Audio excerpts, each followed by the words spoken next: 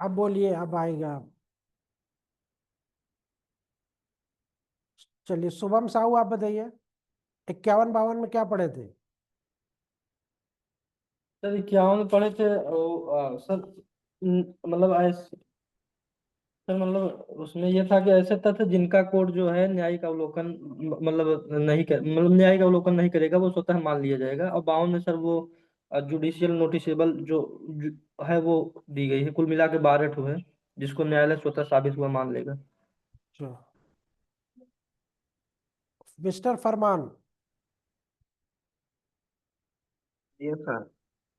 53 और 54 में क्या पढ़ा आपने? सर 53 में स्वीकृत तथ्यों को साबित करना आवश्यक नहीं है। हम्म। अ, और 54 में ये सब मौखिक साक्ष्य के बारे में अबाउट है, जैसे कि तथ्यों को साबित करना है। और मौखिक साक्ष्य 54 54 में 55 में प्रत्यक्ष होना चाहिए सर, यानी सामने कोर्ट के। रोहित, 55 में क्या पढ़े? जी सर। 55 में प्रमुख साक्ष्य का प्रत्यक्ष होना। मौखिक साक्ष्य का प्रत्यक्ष होना। ये वीवो जी सर। किसका है? वीवो 2152। और कौन है? 1 2 3 4 5 6 दिख रहे हैं, 8 लोग। इसमें कौन गायब हो रहा है? फराह, आपको याद है 51 में क्या पढ़ा आपने? शायरा। Just actually noticeable need not be proved. है? बोलो बोलो, बोल रही हो तो बोलो। 51 में। Fact judicially noticeable need not be proved. 52 में। Court shall take judicial notice of. शायरा। हाँ जी सर। 51 से 55 तक बोलो जल्दी। 51 सर टू 55। क्या कहता है कि न्यायिक रूप से अवैच्छिक तथ्य को साबित करना आवश्यक नहीं होगा। 52 और तथ्य जो न्यायिक अवैच्छिक किए जाएंगे कोर्ट के द्वारा, इसमें 12 तथ्य बताए गए हैं। और 53 बताता है कि जो साबित तथ्य उनको साबित करने जो पहले से प्रूव्ड है उसको साबित करने की आवश्यकता नहीं होगी। और सर 54 बताता है कि मौखिक साक्ष्य का दिया जाना और जो दिया जाएगा वो प्रत्यक्ष होगा। ठीक, गुड। चलिए, अब आप लोग आइए। सौम्या, सेक्शन 54 क्या कहता है? खड़ी हो जाओ।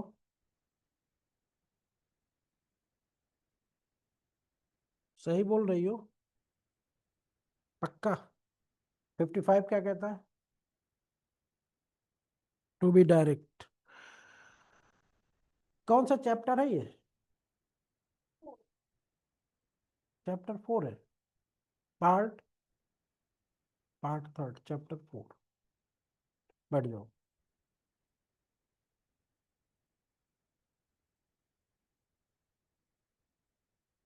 अपर्णा, सेक्शन 52।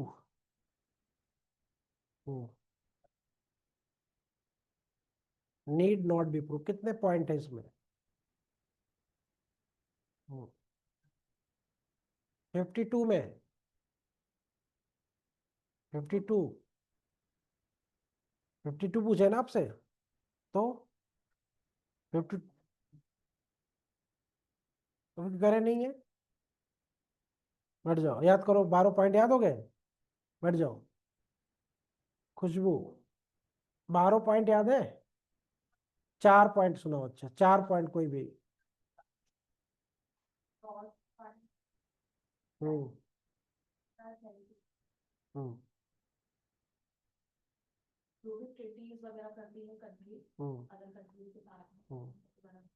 हम्म। किसको पता होना चाहिए? कोर्ट को। और छुट्टियां, कैलेंडर, ये सब है ना। ये सब ऐसे नहीं याद करें, उसको ध्यान से पढ़ो।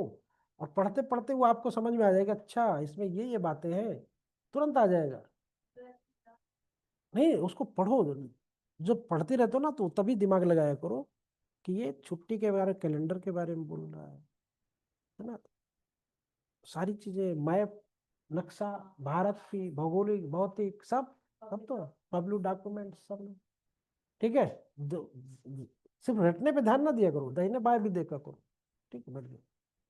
सुचेता 54 क्या कहता, 54। बंद करो किताब तुम, अब फिर खोल रही हो। ऐसे तथ्य जो मौखिक साक्ष्य, कौन से ऐसे तथ्य जरा बताओ तो।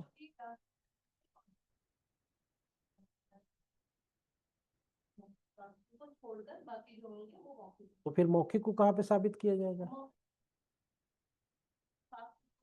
हाँ, नहीं, कंटेंट को कहाँ पे मौखिक द्वारा होगा, किस सेक्शन में?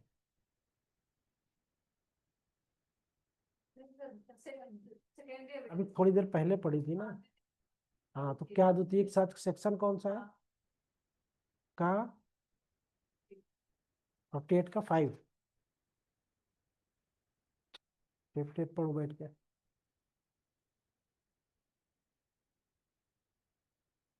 मिस्टर अभिषेक, अभिषेक 2 है क्या? हाँ, ये इनका आपका आशीष, बोलो। उनको क्यों बताए, बोलो। 53 क्या है? हम्म,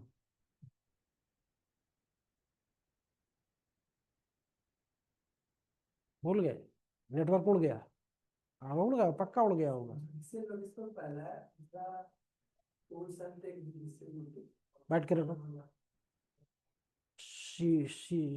शिवानी, क्या नाम है तुम्हारा? आयुषी, आयुषी शिवानी। हाँ, चलो बोलो। तुम सेक्शन 51 बताओ। हंस क्यों रही? नीट नोट भी किस चीज का? सेक्शन 52 के 12 पॉइंट याद है? 12वां पॉइंट बताओ जरा।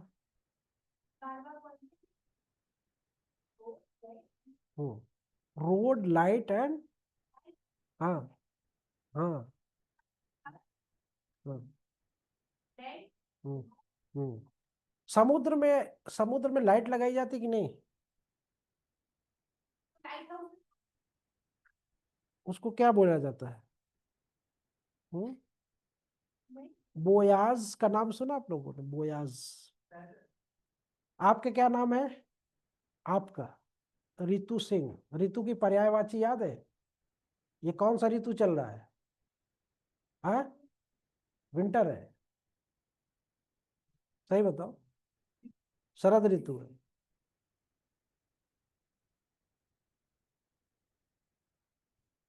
हेमंत, हेमंत चल रहा है।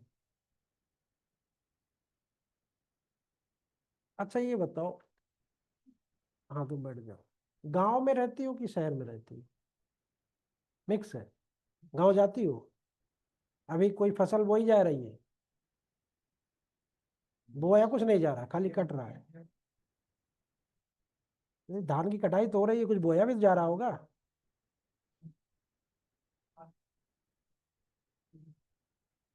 तो आपको फसल के बारे में नहीं ज्ञान?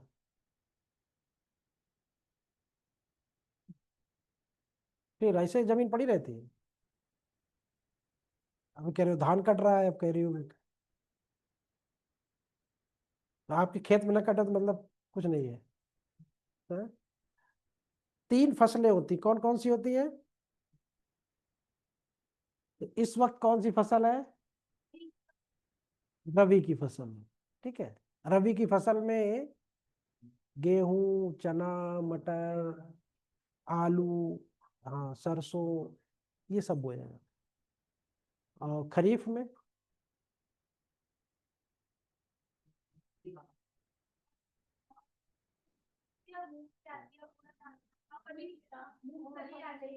जायद की फसल में, हाँ, बढ़ जाओ। सब चीज जानो, स्मार्ट बनो। ठीक है ना, सबकी। अभी यही बात हो रही सेक्शन 53 52 पे कि एक जज को क्या क्या जानना चाहिए। ठीक है। अब अगर मान लो हत्या जून में हुई है, जून में नहीं, मान लो अगर उसकी हत्या अप्रैल में हुई, अब उसमें ये लिखा हुआ है कि फला व्यक्ति अपने ट्यूबवेल पर तरबूज की खेती की सुरक्षा के तहत सो रहा था। अब अगर जज साहब को तरबूज नहीं पता होगा, या जस खरीफ की फसल की रखवाली कर रहा था, या जायद की फसल की रखवाली, अब जज साहब को जायद नहीं पता तो बेइज्जती होगी कि नहीं होगी? जज साहब की पता होना चाहिए ना, तो इसलिए पढ़ाया जाता है। तो 3 फसलें होती हैं, पता था कि नहीं? तो जिसके यहाँ होगी उसको पता होगा, सबको पता भी नहीं रहता।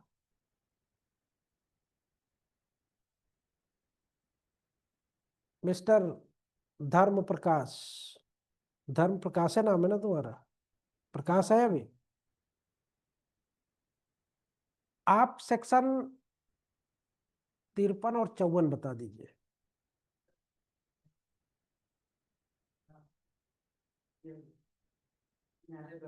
53 में, 53 में,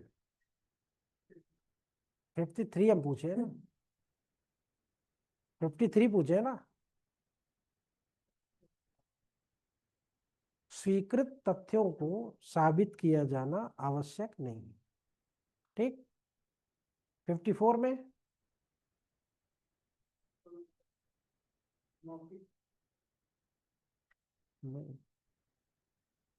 मिस्टर आशीष सपोर्ट करिए इनको, 54 क्या कहता है?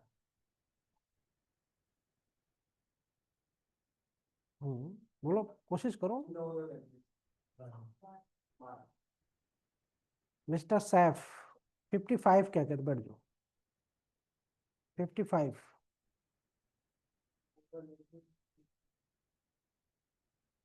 Must be given direct, oral evidence must be given direct, यही है।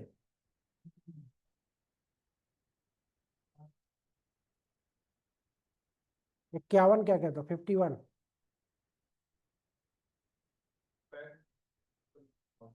Need not be proved. 55 oral evidence must be direct, to be direct, to be direct. रिया बढ़ जाओ। तिर सेक्शन 4 क्या है? हाँ? हाँ? सेक्शन 4 क्या है? हाँ, रिलेवेंसी ऑफ फैक्ट है। सेक्शन 4 नकल करोगे तो यही होगा, उल्टा होगा। कर रही थी तुम, हम देख रहे थे। हाँ। कितने एलस्टेशन है सेक्शन 4 में? अरे कॉमन सेंस भी नहीं लगाती। 4 में 4 बोले थे ना। ध्यान से पढ़ो, तुम पढ़ती नहीं हो ध्यान से। बैठ जाओ। तुम खड़ी हो, बंद करो, बंद करो नहीं तुम्हारा पीछे चला जाएगा।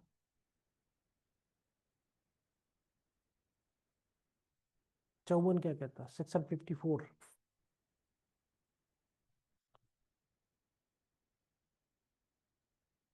हम्म मौखिक साक्ष्य के तथ्यों को साबित। मौखिक साक्ष्य क्या होता है?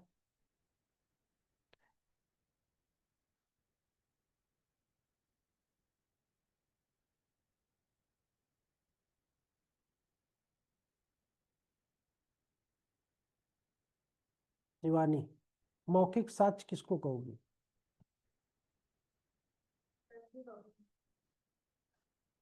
उसको मौखिक कहोगे।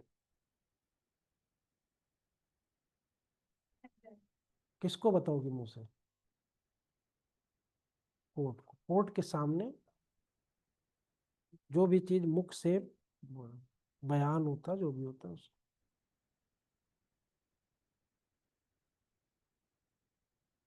मौखिक साक्ष्य में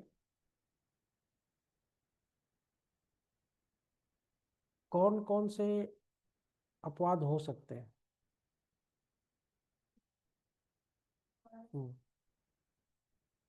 हम्म, हम्म, बोलो। हम्म,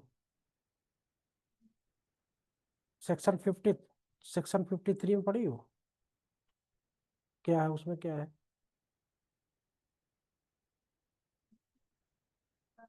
नहीं नहीं वो नहीं तो पुराना वही है, वही 53 है, बढ़िया है। अभी शुरू में वही पढ़ा रहे थे, क्या पढ़ाए थे 53 में, किस पे लागू हो? तो बैठ जाओ, बैठ जाओ। आप बताओ सेक्शन 53 में क्या पढ़ाए थे हम, आज क्या पढ़ाए थे? हाँ तो कोई लीगल स्टेटमेंट जो पता है ना कि उसमें से लीगल स्टेटमेंट जो होता है जिसमें पार्टी मान लेती है कि एक पार्ट है उसको हम मान लेते हैं कि तो उसको साबित करने की जरूरत नहीं है ना। किस मामले में लागू हो गई है, सिविल में, क्रिमिनल में, या बोथ? सिविल मामले में, ठीक। क्रिमिनल में नहीं लागू होता सेक्शन 53, ठीक है। बढ़िया, हो गया, सब लोग हो गया। अच्छा तुम लोग बाकी, चलो तुम लोग बाद में। चलिए आज हम लोग पोल्ट्री में बस थोड़ा से नवनीत से भी पूछ लेंगे बाद में। आज हम लोगों को सर आएंगे कि नहीं आज साइंस वाले, फिर तो नहीं भूल गए? भूल ही जाते हो रोज। हाँ हाँ मैं नहीं हूँ। तो आज क्या है सर, सैटरडे है, जो कोर्ट कोर्ट तो आज नहीं जाना ना तुमको? आज छुट्टी, आज तो मजे है ना तुम्हारे। आज सैटरडे है और क्या है।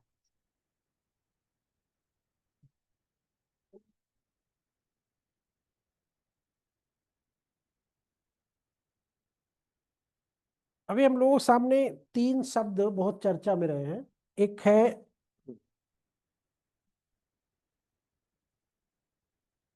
जुडिशियल एक्टिविज्म और जुडिशियल रिव्यू, और एक है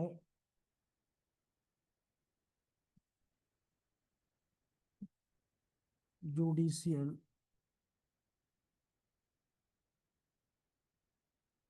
ओवररीच, REH।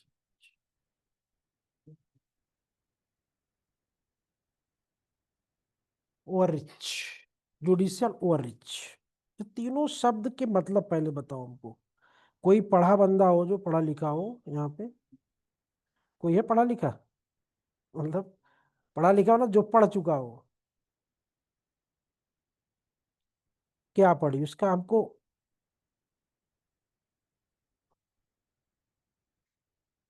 हम्म,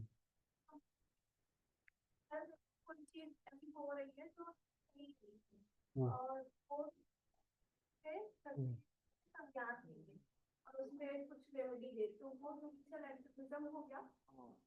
थोड़ा सा सर ये भी अपने जो जुडिशरी का काम है उससे आगे बढ़ के वो करती है participation of judiciary, that is judicial activism. फिर जुडिशियल रिव्यू सर हो गया न्यायिक पुनर्विलोकन, कोई बात है अरे ठीक ठीक ठीक ठीक ठीक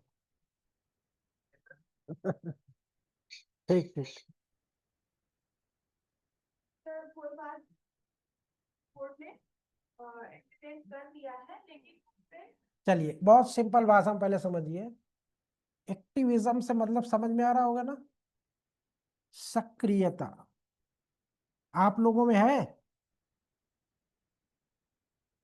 आप लोगों में है सक्रियता? और रिव्यू, संयम है?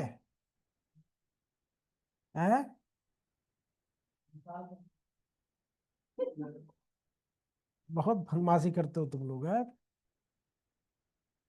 संयम, संयम भी इसको बोलते हैं और पुनर्विलोकन भी बोलते हैं। ओवररीच, सीमा लंघन जिसको बोलते हो, ठीक है। या इसको यूं कह लो कि ओवररीच, हाँ, अधिकार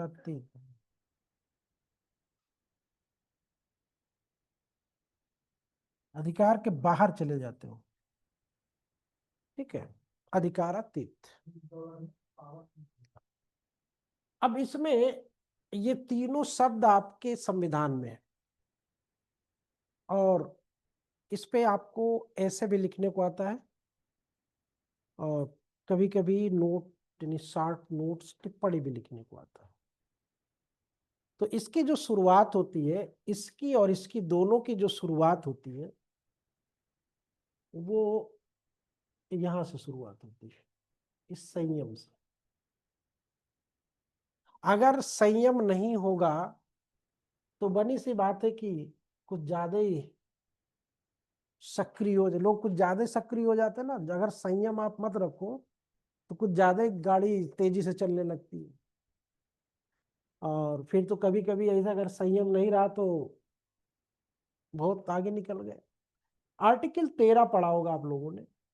article 13 is the based of fundamental right. Article 13 को मौलिक अधिकारों का आधारभूत ढांचा बताया गया है आर्टिकल 13। अब आर्टिकल 13 में बातें हैं 3।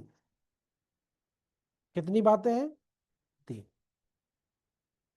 अब उन 3 बातों में ये है कि पहली बात, संविधान लागू होने के दिन से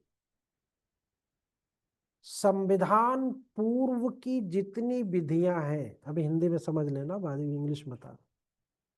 संविधान पूर्व की जितनी विधियां हैं अगर वो, अब समझना किसके पूर्व की? संविधान पूर्व की। तो संविधान कब लागू हुआ? 26 जनवरी 1950। इसके पूर्व की जितनी भी विधियां किसकी थी? अंग्रेजों की थी।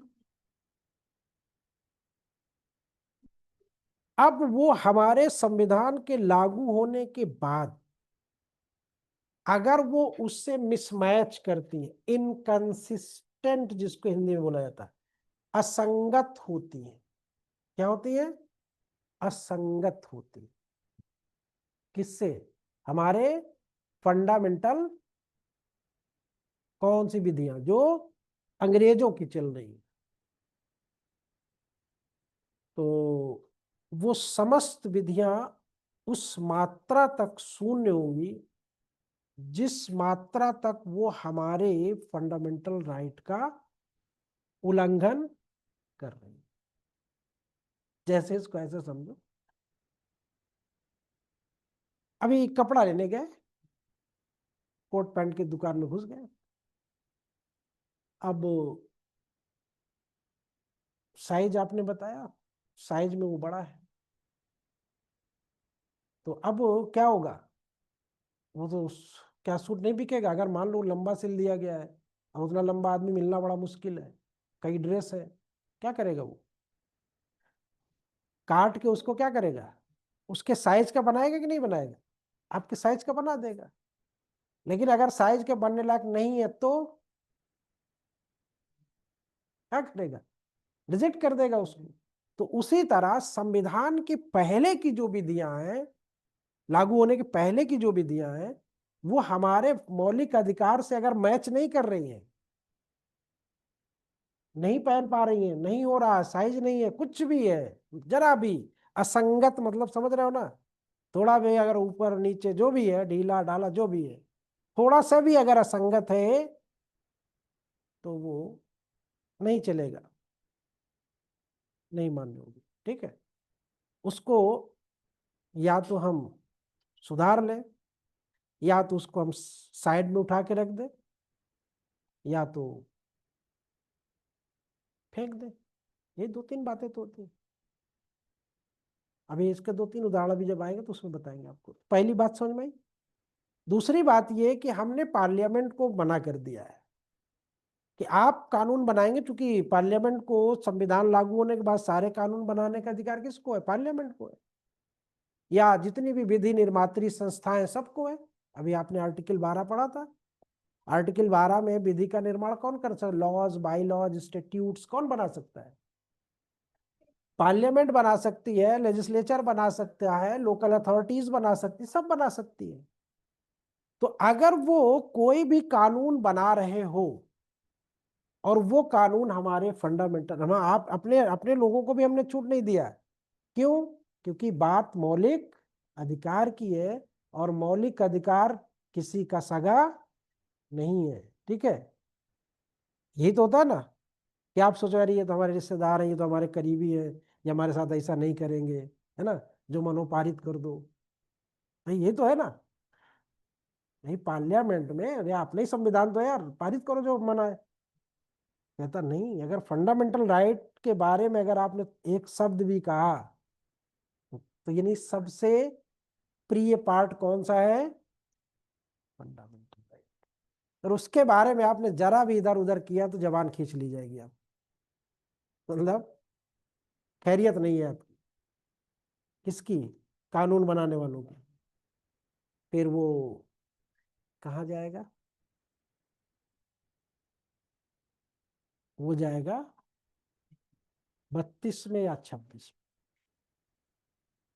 आर्टिकल 32 में या 226 में, और वहीं पे उसका जुडिशियल रिव्यू। आ गई बात समझ में? उन कानूनों का जुडिशियल रिव्यू। अब उस जुडिशियल रिव्यू में संयम बरतते हुए, ये ऐसे ना रिस्ट्रेंड है वो। अब वहां पे भी रिस्ट्रेंड ये है कि जैसे आपको दे दिया जाए कि ये 6 मीटर का, ये 6 फीट का दरवाजा है, तो इसमें 6 फीट का बंदा ही जाना चाहिए। अगर 6.25 फीट हो जाएगा तो नहीं जा पाएंगे।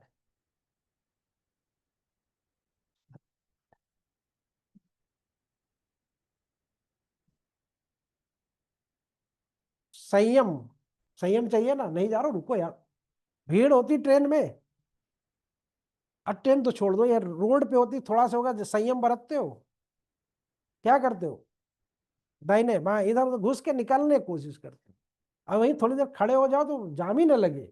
लेकिन नहीं, अरे ऐसे ऐसे होता है कि वो, ऐसे तो मैंने देखा ना, गाड़ी के पहियों के पीछे अपनी गाड़ी झुका देंगे इसे, हाँ, अरे बिल्कुल लगा देंगे। और जब थोड़ा टच होगा, अरे भैया थोड़ा रुकिए, मतलब अपने निकलने के लिए हो गया, आपको रोकना है, आगे से ले जाके ला, बहुत कलाकार होते। तो संयम नहीं होता।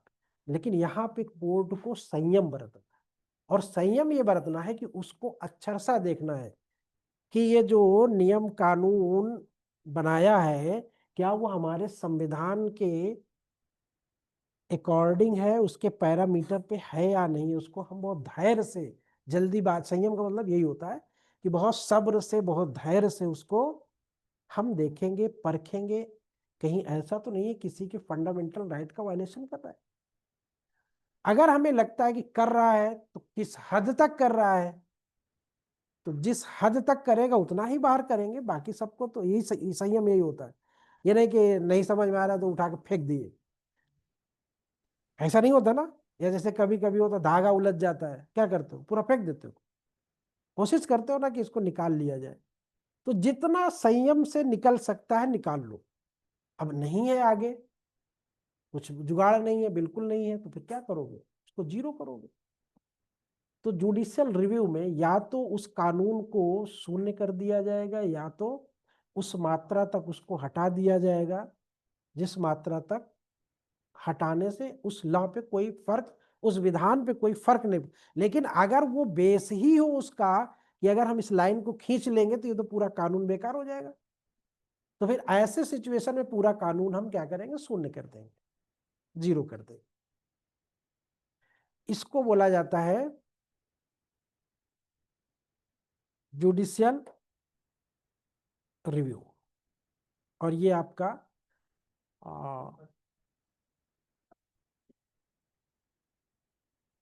अमेरिका से लिया गया, ठीक है, अमेरिकन कॉन्स्टिट्यूशन से लिया गया। और यहीं से संविधान को गार्जियन की उपाधि मिलती है। गार्जियन मतलब समझ, संविधान का संरक्षक कौन है? सुप्रीम कोर्ट है। और देश का लॉ, सर्वोच्च लॉ कौन है? अभी इस पे एक बहस हुई थी, आपको बता दो, हो सकता है लेख में आ जाए। और बहुत अच्छा है, लेख में या निबंध में आ सकता है कि हमारे देश में सुप्रीम कोर्ट सर्वोच्च है या संसद सर्वोच्च है। ऐसे में तो लॉ मिनिस्टर ने कहा कि पार्लियामेंट हमारी सर्वोच्च है। सुप्रीम कोर्ट ने कहा ना, आप नहीं है। फिर उस पर कई लोगों ने अपने अपने विचार भी रखे, तो विचार मेरा भी था, बाद में वही विचार आया। और विचार ये भी आना, आप खुद आप लोग सोचो कि क्या सही है, संसद सर्वोच्च है या संविधान सर्वोच्च, वो सुप्रीम कोर्ट सर्वोच्च है। और अगर सुप्रीम कोर्ट सर्वोच्च है तो क्यों, और अगर संसद अपने आप को कह रही है तो क्यों कह रही? संसद का कहना ये था कि हम तो पूरे संविधान में संशोधन कर सकते हैं, पूरा बदल सकते हैं, जो हमारी मर्जी हो हम कर सकते हैं, उसका ये कहना था।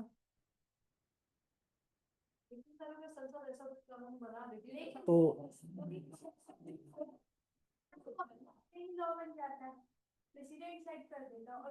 वहां पे सुप्रीम कोर्ट ने कहा नहीं। और वह बात भी है भाई, देखो देश का सर्वोच्च कानून कौन है? कॉन्स्टिट्यूशन है। और कॉन्स्टिट्यूशन का दादा कौन है? तो सबसे ऊपर कौन हुआ? सुप्रीम कोर्ट हुआ। आप कौन होते हो? आप तो नीचे के कार्यकर्ता हो। हाँ, हाँ, ठीक है।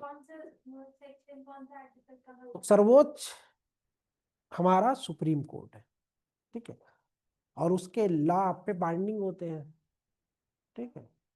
और आपके लॉ डिसीजन में बाइंडिंग नहीं होते, भले प्रशासनिक उसमें बाइंडिंग हो जाए, यानी कि पार्लियामेंट अगर कोई कानून पारित करे तो वो उसके एडमिनिस्ट्रेशन में बाइंडिंग होता है, किसके? सुप्रीम कोर्ट के।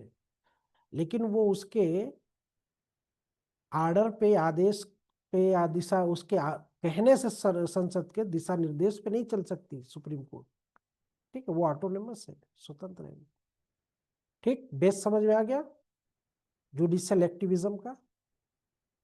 अब इसमें बहुत बातें हैं, जुडिशियल रिव्यू के, फिर जुडिशियल रिव्यू से इसी चीज को धीरे धीरे करके एक्टिविज्म में हम लोग ले जाते हैं।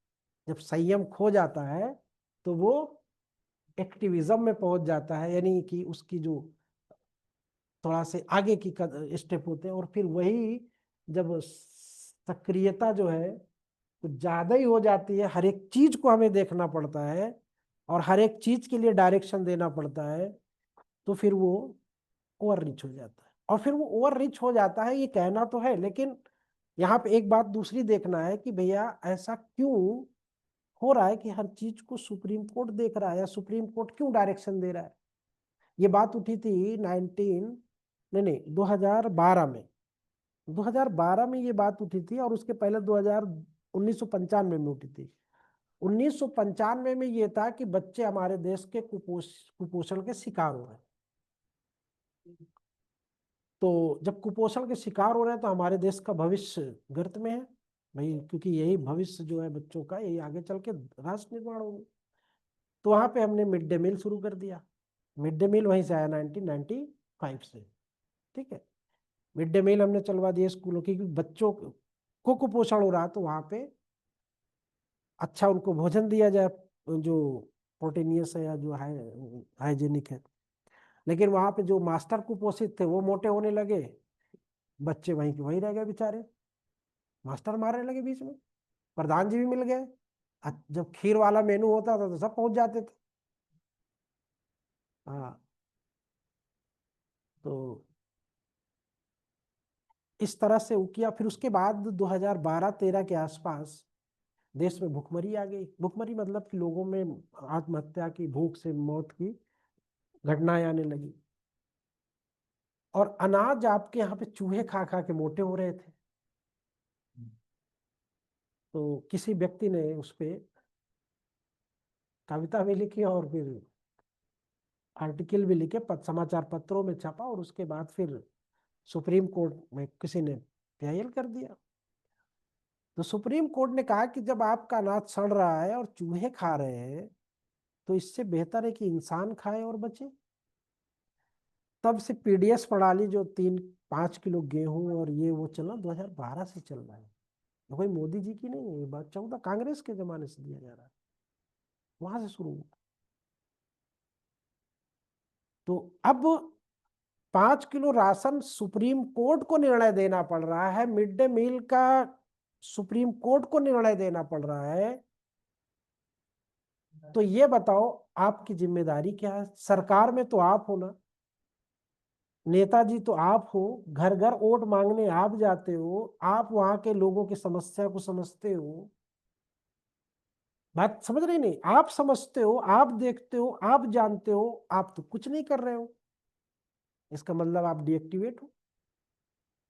उसके लिए सुप्रीम कोर्ट को निर्णय देना पड़ रहा है, तो ये आपका नकारापन है कि नहीं? तो जब आपका नकारापन है तो कोई ना कोई एक्टिव होकर तो काम करेगा ना, करेगा नहीं करेगा? तो जब वो खुद देखने लगता है, जो भाई उसके पास गया तो देखेगा। क्यों? वो क्यों देखेगा भाई? वो इसलिए देखेगा कि वो गार्जियन है। घर में अगर कोई चीज टूटती है, फूटती है, कोई दिक्कत होती है तो कौन देखता है? गार्जियन देखता है ना। समस्या तो गार्जियन को होती है कि अगर कोई मर रहा है तो उसके फंडामेंटल राइट का वायलेशन होगा। राइट टू लाइफ आर्टिकल 21 में आपको जीवन का अधिकार है ना। कोई मर गया तो आर्टिकल 21 का वायलेशन हो गया। तो गार्जियन की जिम्मेदारी, तो गार्जियन ने देखा, उसने किया। अभी एक निर्णय कल शायद आया है, हाई कोर्ट का है, कि जैसे ही बेल हो जाए वैसे ही उस बंदे की रिहाई हो जाए। ये करते क्या है? पैसा लेने के लिए परवाना लेट भेजेंगे, वहां जाएगा, फिर कुछ मिठाई विठाई आएगी कुछ, हाँ, तो एक दिन 24 घंटा वो लगा दे। तो इसको अब कोर्ट ने कहा कि आप जब सब ऑनलाइन हो गया तो यहाँ ऑर्डर हो, वहां पे उसका डिस्पैच हो और वहां से उसकी रिहाई हो। सही भी है भाई, है तरीका यही, लेकिन बदमाशियां इतनी है कि क्या करोगे। परवाना ले जाने वाला कहता है साहब ऑर्डर हो गया, दीजिए कुछ। हाँ, कहाँ वही मक्कारी कर जाते हैं। तो ये सारी चीज अब उसमें 12 बजे तक का नहीं चलेगा। ऑनलाइन हो गया अब तो भाई 12 बजे तक जब भी जाएगा आप छुड़ा के लाइए। ठीक, कहने मतलब बात समझ में आई इतनी कि नहीं आई? इतने तक बात समझ में आई कि नहीं आई कि एक्टिविज्म क्यों हो रहा है, फिर एक्टिविज्म से सॉरी रिव्यू क्यों हो रहा है, एक्टिविज्म क्यों हो रहा है, और एक्टिविज्म से फिर जब अब ऐसे आ गया कि भाई मिड डे मील दो। अब हमने कह दिया मिड डे मील सबको दो या 5 किलो राशन सबको दो या जो भी हमने बोल दिया।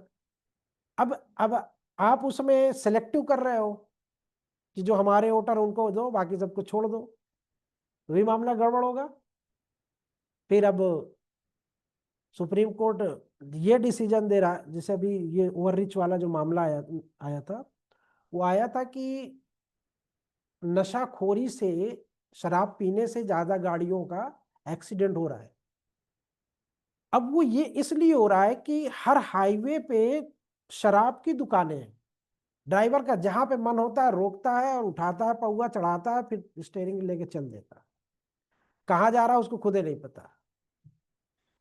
तो इसलिए एक्सीडेंट ज्यादा होते हैं। तो ऐसा करो कि जितने भी हाईवे पे शराब की दुकानें, इनको 500 मीटर अंदर कर दो। इतनी बात बोला था तो पूरे संसद में आग लग गई।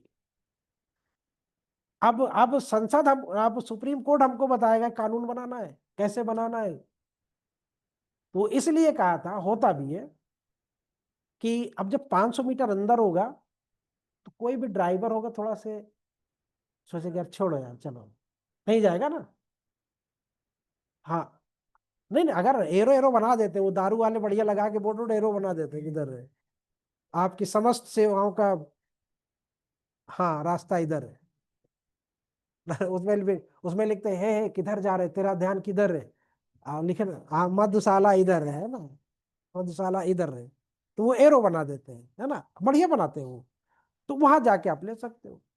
अभी एक चीज और, अभी कल मतलब मैं सोच रहा था, मैं बहुत दिन से इस बात को समझ रहा था कि जो दारूबंदी है, जो शराबबंदी है, बात तो अच्छी है, लेकिन उसके बाद अगर वो 100 की जगह 200 के मिलने लगे और चलती रहे तो वो बुरा है, तो वो बुरा है। नहीं किसकी किसकी सरकार की? नहीं, तो चोरी वाले में सरकार की, तो वो तो सरकार ने तो बना कर दिया ना। वो तो शराबबंदी कर दिया, शराबबंदी के नाम पे 1 रुपया नहीं आएगा आपको। अब वो किसको आएगा? जो गलत तरीके से अधिकारी सप्लाई करवाते उनको आएगा ना। अब यूपी में खुला है, यूपी से हमने भरा बैग में, बिहार में ले जाके सप्लाई कर दिया सीवान में। अभी किसके मिलने से हुआ? अधिकारियों के मिलने से हुआ। बनी सी बात है 100 की 200 मिलेगी, आधा तो अधिकारी लोग ले रहे। तो इसके पीछे जो लॉजिक था जानते हो क्या था? वो लॉजिक ये नहीं था कि आपको लोगों को प्रोटेक्ट करना, ये एक्चुअली में जो हमारे देश में जो ड्रग्स का जो बहुत ज्यादा प्रचलन हुआ है, उस बिजनेस को प्रमोट करने के लिए शराबबंदी की गई और ये सबसे पहले गुजरात में की गई थी। और जितने भी ड्रग्स के शिप अडानी के जितने भी आते हैं, अभी 2-3 शिप पकड़े गए उसके, लेकिन पकड़े गए, पता चला कहाँ गया, कुछ नहीं हुआ। तो वो सब उधर से सप्लाई हो रही है ड्रग्स की। अब ड्रग्स खाने वालों, जब दारू मिलेगा तो ड्रग्स क्यों खाएंगे? अब जब दारू नहीं मिलेगा तो ड्रग्स खाएंगे ही खाएंगे। तो ये लॉजिक अपने अडानी जी को रिच बनाने के लिए, उनके बिजनेस को चलाने के लिए, पता है आप लोगों को लॉजिक इसका यहाँ से निकल के आता। वही तो मैंने कहा कि ये शराब जब इतना बड़ा नुकसान हो रहा तो नहीं, फिर ठीक है अब बंद करो, पूरे देश में बंद करो ना। आप इसमें बंद कर रहे हो, उसमें नहीं बंद कर रहे हो, उसमें कह रहे हो उसमें हमें बहुत ज्यादा रेवेन्यू आता है, तो रेवेन्यू आप ही क्या आता है, सारी जगह आएगा। लेकिन अब वो रेवेन्यू का तो आपने जड़ काट दिया 2-3 राज्यों में, बाकी तो सब में चल ही रहा है ना भाई। यूपी में तो चल ही रहा, जो सबसे बड़ा है। अगर बंद करना तो यूपी में बंद करो। अब कुछ दिन में देखना, अगर होगा ना, सेटिंग हो जाएगी तो यहाँ भी बंद कर देंगे, ड्रग्स सप्लाई शुरू हो जाएगी यहाँ पे भी। नहीं, अब यहाँ पे समझने वाली बात है ना, यहाँ पे क्यों नहीं बंद कर रहे हैं? एससी सबसे ज्यादा किस, कहाँ पे?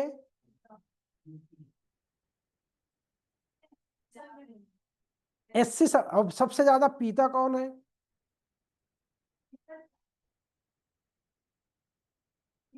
पीने का कोई स्टैंडर्ड नहीं है, है जब से सबसे ज्यादा लेबर क्लास करती।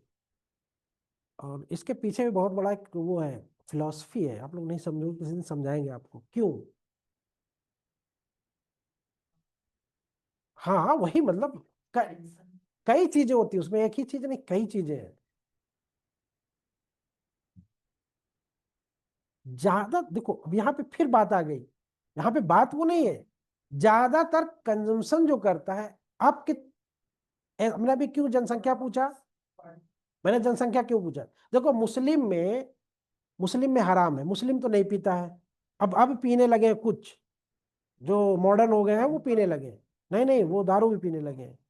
जो सच्चाई है उसमें बोलने में कोई वो नहीं है, अतिशयोक्ति नहीं है, पीते हैं, पीने लगे हैं। अब उसके बाद क्या होता है कि उसके बाद जो पंडित जी होते हैं, जो ठाकुर साहब होते हैं, तो ठाकुर साहब तो बढ़िया पीते हैं, उनके लिए तो 3 स्टेटमेंट भी है ना। तो वो दारू के बिना जल्दी से नहीं रह पाते। शादी वादी में तो पीना ही पीना है वो, जनरल पिए ना पिए, शादी में जरूर पिए। पंडित जी लोग क्या होते हैं, ये बड़े बुद्धिमान होते हैं, ये खुले आम नहीं पीते। जब कभी जरूरत होती है कि यार थके हैं या जो भी है, तो रात में पिएंगे सोते वक्त, और सुबह उठेंगे पता ही नहीं चलेगा हमने पिया था। क्यों होता है? तो कितनी मात्रा ऐसे लोगों की है? बहुत कम है। लेबर क्लास जो होता है वो थका रहता है, तो बिना उसको पिए चैन ही नहीं, और वो धीरे धीरे करके आदत बन जाती है। तो अब काम रोज करना है तो पीना ही है। लेबर हो चाहे जिस भी श्रेणी का हो, अधिकारी ये भी पीते हैं। कुछ अधिकारी तो ऐसे तो पी के जाते हैं, ऑफिसियों में जाते हैं पी के, और कुछ परमानेंट पिए रहते हैं, उनको पीपी बोला जाता है, परमानेंट पियक्कड़, है ना। हाँ। तो अब जिसकी संख्या ज्यादा होगी वही पिएगा ना, तो संख्या में वही ज्यादा आएगा ना, तो ज्यादा एससी आ रहा है। क्योंकि उसके बाद मुस्लिम की संख्या है, तो मुस्लिम में तो प्रोहिबिटेड है, मतलब थोड़ा थोड़ा जो पीते भी है 1-2% मना ही है। तो अब संख्या में इसलिए ज्यादा आती है, एससी ज्यादा पीते हैं, और वही इसका व्यापार भी महुए हुए पूरा करते हैं, महुए के दारू बनाते हैं। हम लोगों के बाग में बना करती थी पहले, हमको पता है। जो SC वर्ग के लोग रहते थे ना, वो बनाते थे खूब बढ़िया, महुआ डाल डाल के उसमें से। हाँ, पुलिस वाले हमारे आते थे तो छुटा लेते थे, मारते बहुत थे पुलिस वाले। से अब बहुत हो गए ना, जब से सरकारी ज्यादा हो गए तब से बैन हो गए, नहीं पहले। हाँ।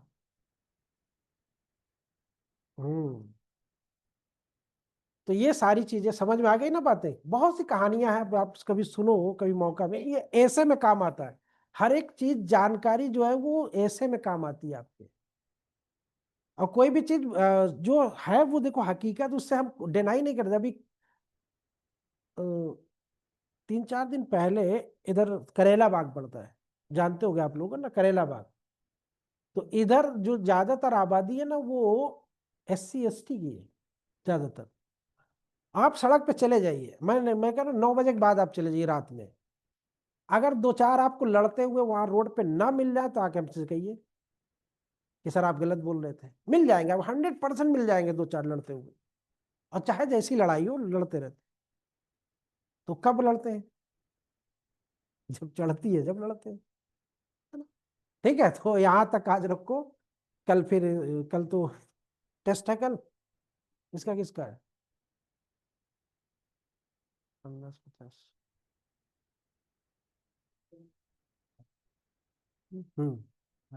ठीक है। नहीं नहीं, कल हिंदी नहीं, हिंदी 16 से डाला तो गया तो